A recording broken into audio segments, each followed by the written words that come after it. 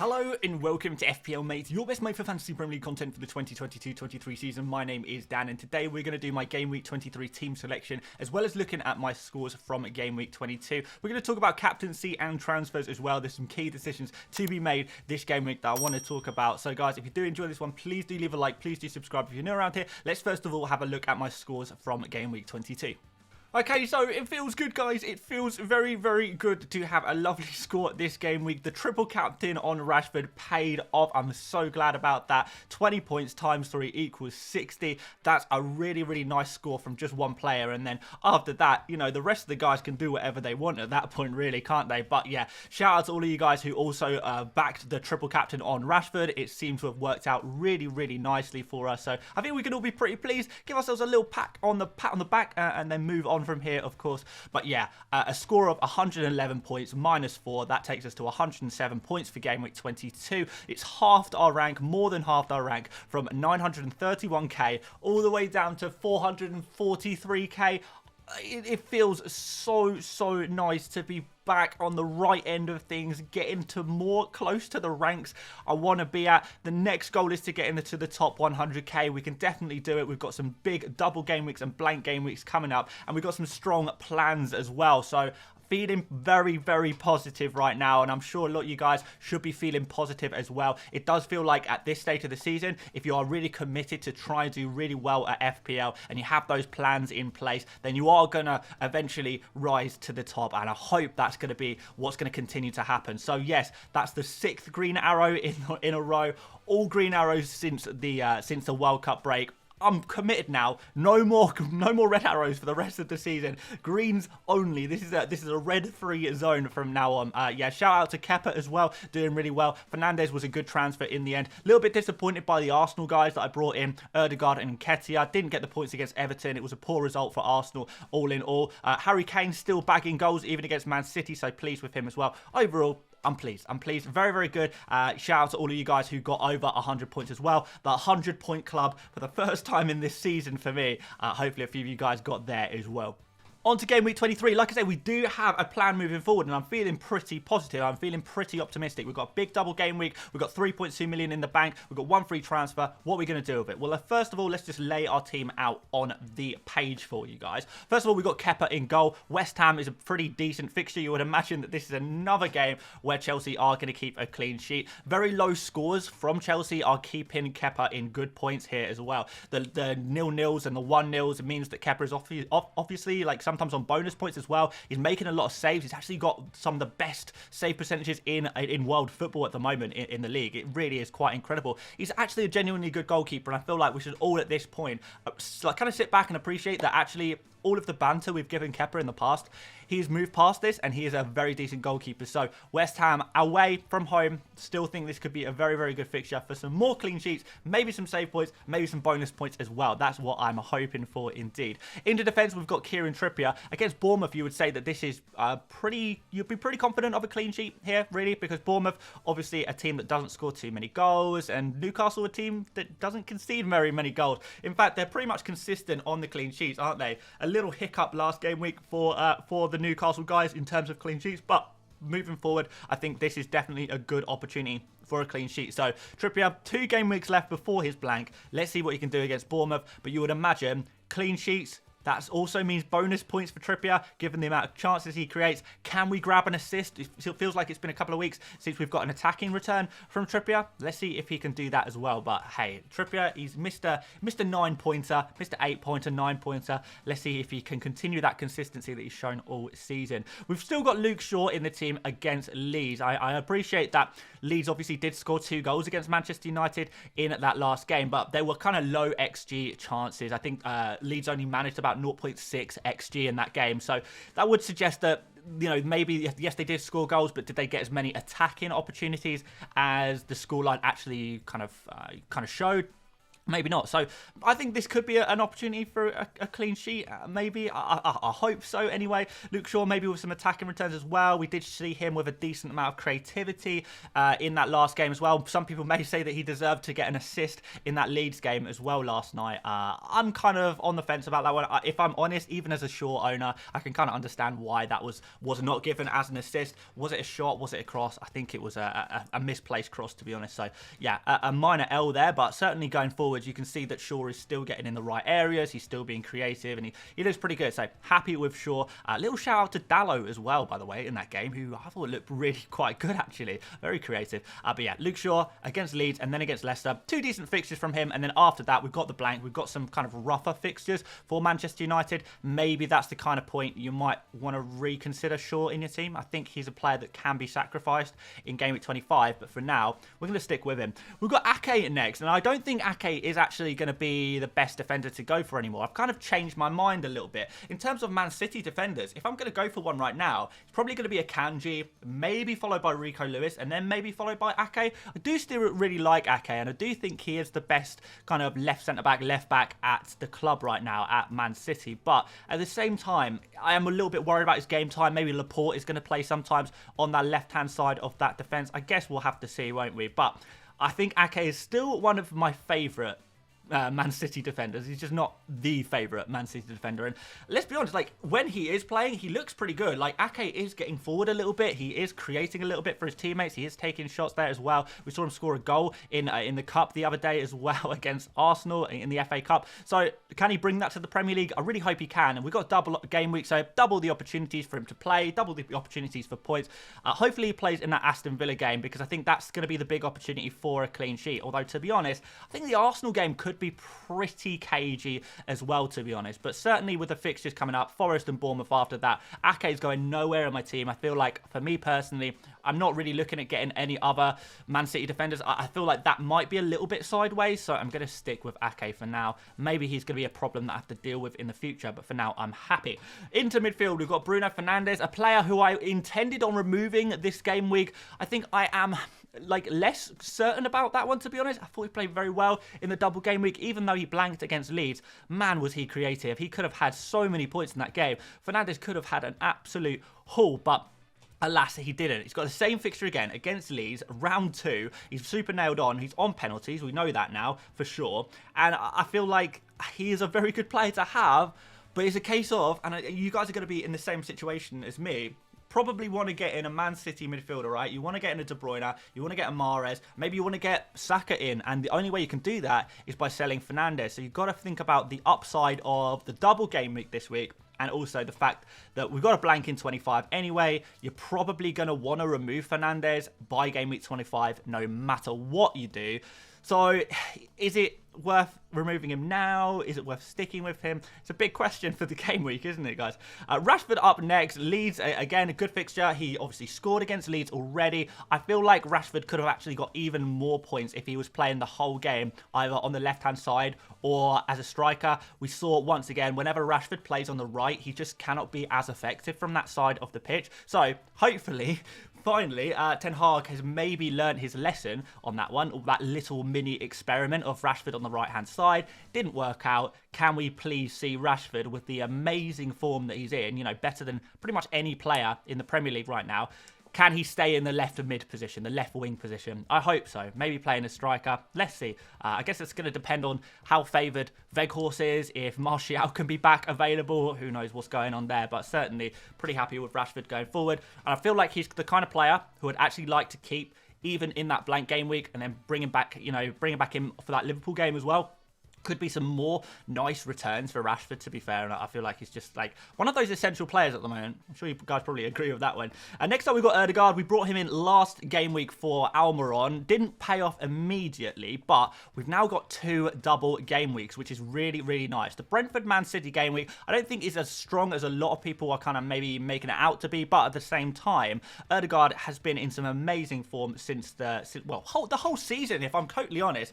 He's just incredible, right? Like, Ødegaard is such a good player. And if Arsenal are going to get back to winning ways and bounce back from that Everton result, and you think they would, 2 home games and a really important game against Man City, which I'm, like, as an Arsenal fan, I feel reasonably confident in that one. We saw already Man City play a full-strength team against the weakened Arsenal side in the FA Cup, and Arsenal performed very well in that game and only ended up losing 1-0. So on another occasion, maybe Arsenal get a result, particularly if they're playing, you know, full strength. Like, Ødegaard wasn't even playing in that game for the vast majority of that game. So in this game, can he provide a bit of magic, maybe do something against a Man City team that are not in the greatest of form right now? We know there's been some problems in the dressing room. We know that there's some problems kind of, you know, just around the club in general at the moment. What is the motivation going to be like? What is the mood going to be like at the club? I tell you what, the mood at Arsenal, even after that Everton defeat, is going to be still pretty good, pretty high, and they are going to fancy themselves in this game. So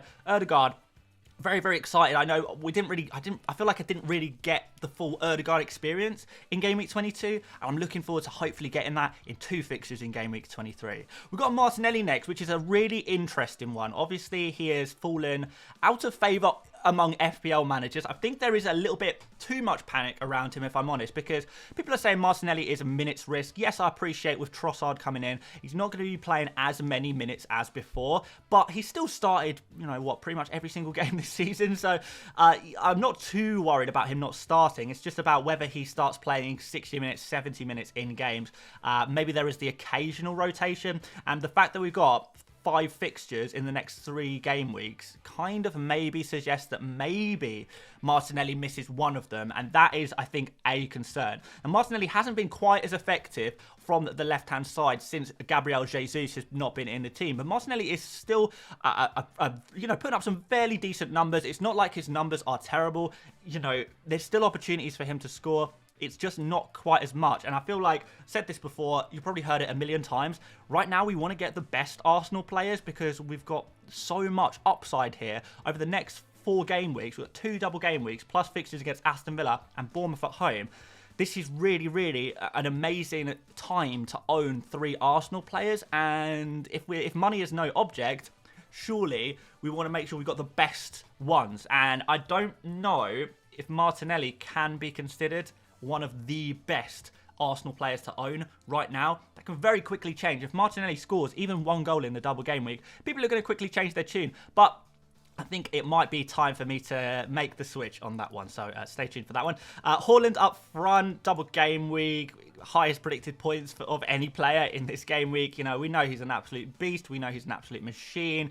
Is he triple captain territory? I mean, you could do it. Aston Villa at home is the big one there, really, and you'd be counting on him getting a lot of points in that fixture. And anything more than 2 points, honestly, is a bonus, really, in that Arsenal game, I think. So let's see what happens there. But yeah, you know, we're not talking about removing Haaland. We're not talking about benching him. He's just insane. Harry Kane is a little bit more interesting because Leicester is his favourite fixture. We talk about Harry Kane and his favourite fixtures a lot because he seems to be one of those players who does consistently perform well against certain teams, and Leicester is his #1 team to play. He loves playing against Leicester. So with the amazing form that he's been in, the fact that he is more central to everything that Spurs are doing than ever before, maybe that says more about Spurs than it does about Harry Kane. This is going to be a real opportunity for a really nice score. Would not be surprised if Harry Kane went toe-to-toe with some of these double game week players and actually ended up scoring around the same as a lot of them. Not saying he's captain material, but certainly if this was a single game week for Haaland, for example, I think Kane would be genuinely in for a captaincy shout here. Maybe I'm going too far with that one, but hey, I think it's interesting, and I think Harry Kane is a player to be excited about right now. Finally, Nketiah, bought him in last game week. I knew I wanted him for this game week. Maybe I brought him in 1 game week early. Maybe I didn't. Who knows? He's a player I wanted to have either way. You know, good that he's got a double game week. Better double game week in a few weeks. We know Gabriel Jesus is not going to be back until some point in March, which does take us to game week 26. So at the very least, Nketiah should be nailed on the striker for Arsenal until game week 26. So that takes us past the double game week. After that, we're going to have to kind of wait and see and kind of assess where Gabriel Jesus is at. But over the next 4 game weeks, I think he's going to be good to go. And this is, like I say, an incredible run for Arsenal. And Nketiah putting up the best numbers by far of any Arsenal player at the moment. We're expecting him to score the highest of the Arsenal players as well, based on those numbers. So let's see what he can produce in this double game week, and then the double game week in 25 as well, which I'm so looking forward to. I think game week 25 is like the game week I've been looking forward to the most out of any game week, because it's like so chaotic. Doubles, blanks, everything is just crazy in that game week, and it's going to be fun to see what happens. Could be some huge swings, and there could be some swings in this game week as well, to be fair, because we have got big double game weeks, and double game weeks bring in big scores, and big scores means big swings. So that's the starting 11. Let's throw up the bench, guys. We've got Ward against Spurs. Not going to play him above the legend that is Kepa. Dunk against Crystal Palace. There is consideration, I think, to play him. Not really sure who I would drop for Lewis Dunk, if I'm completely honest. The fact that it's a away fixture doesn't help too much, but Crystal Palace don't really score too many goals. So I am tempted to play Dunk. It's just difficult to say who for. Do I play him instead of Luke Shaw, maybe? Difficult to say. We've got Kinder Bueno himself there as well. Fell out of favour last game. Is he going to come back into favour? Not really sure. Andreas, the bench warmer himself, is going to stay firmly on the bench, I think. So with that said, guys, we need to make some transfers. Now, the plan before was to do the Fernandes to De Bruyne transfer. I thought before that would be the most likely transfer I'd make this week. I pretty much kind of looked at that as the strategy I want to do going forward, but things change very quickly. We've got that Arsenal double game week confirmed, and I feel like the priority move for me is getting my dream perfect Arsenal triple up. So for me, the priority move is Martinelli to Saka. I can do that easily. I've got loads of money in the bank. Wouldn't even take a hit to do it, and I'd have my perfect Arsenal triple up, and I'll be very, very pleased with that. I think that is probably what I think everyone should be doing, making sure you have 3 out of the following 4 Arsenal players: Ødegaard, Nketiah, Saka, and Gabriel